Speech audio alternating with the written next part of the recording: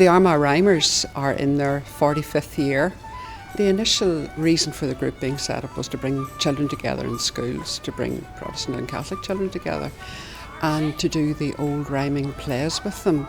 And of course the tradition of rhyming and mumming stretches across all the traditions here. It's not owned by anybody in particular. In Europe, mummers and rhymers, rain boys, have been on the go for, we know, documented at least several hundred years. Keeping the old traditions alive, being part of a house visiting tradition where people would go from house to house, entertaining and meeting their friends and relations, and of course they would be in disguise or geysers. It would be a high point in the countryside, and it would happen around high days and holidays, and of course now we're in Bolg, St. Bridget's Day, and the biddy men would have been out. Of course, St. Bridget is herself, she's a pan-European Celtic deity. She existed before Christianity was introduced, and of course she's getting stronger by the year, I think, now.